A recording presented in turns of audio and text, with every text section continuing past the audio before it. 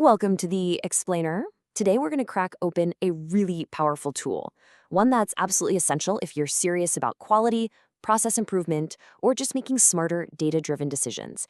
It's the binomial distribution. Let's jump right in. But hang on, forget the formulas for just a second. Let's talk about a core business reality. So many of our most critical processes boil down to simple binary choice, right? Pass or fail, renew or cancel, defective or not. These are guess outcomes. They're valuable data points. And when we learn how to read them correctly, we can unlock some seriously powerful predictions about our operations. Okay, so here's our roadmap for today. First, we'll cover the core concept, what this tool actually is. Then, we'll get into the operating manual, the rules of engagement. After that, we'll look at the two main types of problems you're going to face. Then, we'll open up the toolkit and actually solve them. And finally, we'll tie it all together with its strategic use in Six Sigma. So let's get right to the heart of it. What exactly is the binomial distribution? Think of it like this. It's a probability model for any situation where there are only two possible outcomes. Heads or tails, success or failure, yes or no. The key here is that it applies over a series of independent events, like flipping a coin 10 times in a row or inspecting 100 parts coming off a production line. And when you chart it out, it often looks like this classic curve. But this isn't just a pretty shape. It's telling a story. It actually visualizes the probability for a specific number of successes. So if you flip a coin 10 times, the highest point on the curve, the peak, is going to be right there at 5 heads, because that's the most likely outcome. Getting 0 heads or 10 heads, yeah, it's possible, but way less likely. So those results are way out in the tails of the distribution. Okay, so we've got the what. Now for the really important part, the when. A tool is only as good as its application, right? If you misuse the binomial distribution, you can end up with seriously flawed conclusions and make some pretty bad business decisions. So let's dive into the operating manual. I want you to think of these 4 conditions as a non-negotiable checklist. You have to tick every box.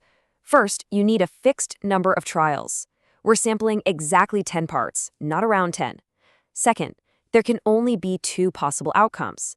Third, all the trials have to be independent. The result of inspecting one part can't have any effect on the next one. And fourth, and this one's crucial, the probability of success must be constant for every single trial. And this slide right here highlights a really critical distinction. We get the green light, it's a go if we're sampling with replacement. Why? Well, because when you put the part back, you maintain the original probability for the next pick. But if you sample without replacement, you're changing the odds with every single draw, and that violates our constant probability rule. That's a no-go. Same logic applies to something like predicting the weather. The probability just isn't constant. So here's your takeaway, your mental checklist. Before you even think about using this tool, you have to ask, do I have a fixed number of trials? Are the events independent? And is the probability constant? If you can say yes to all 3, you're good to go. All right, now that we have the rules of the road down, let's look at how these problems actually show up in the real world. You're generally going to run into 2 main types of questions. The first type is non-cumulative. This is when you're looking for the probability of a single specific outcome. The keyword you're listening for here is exactly. The second type is cumulative. This is when you're looking at a range of outcomes. So you'll hear keywords like at least, fewer than, or at most. Getting this distinction right is absolutely critical for solving the problem correctly. Okay, enough theory. Let's open the toolkit and get our hands dirty. We're going to walk through a couple of case studies to see how all this works in action. Here's our first scenario, a classic quality control check. What's the keyword here? It's exactly. That's our big flashing sign telling us we are dealing with a non-cumulative binomial problem. We're looking for one single specific outcome. But hold on. Before we even touch a formula or a calculator, we need to deconstruct the problem. What are the key variables we need to pull out of that sentence? Specifically, we're looking for n, p, and k. And here's the breakdown. N is our total number of trials, that's our sample size of 10. P is the probability of success. Now, in this case, a success is actually finding a defective part, so P is 3.4%, or 0.034. And K is the number of successes we're interested in, which is exactly 3. Once you have these variables locked in, you're ready to solve. Okay, next case. We're looking at student exam performance. Now, what's the keyword here? It's fewer than 2. See how that's a range, not a specific number? That's our signal that we've got a cumulative problem on our hands. So how do we solve this? Well, a cumulative problem is really just a series of those non-cumulative problems added together. Fewer than 2 means either 1 student passed or 0 students passed. So what we do is calculate the probability for exactly 1, then we calculate it for exactly 0, and then we just add those 2 results together. Now, you can probably see where this is going.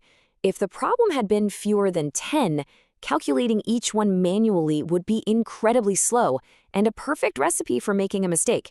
In business, we need to be fast and accurate. Luckily, there are shortcuts. First, there's a simple math trick with factorials where you can simplify the equation by canceling out common terms before you even start calculating.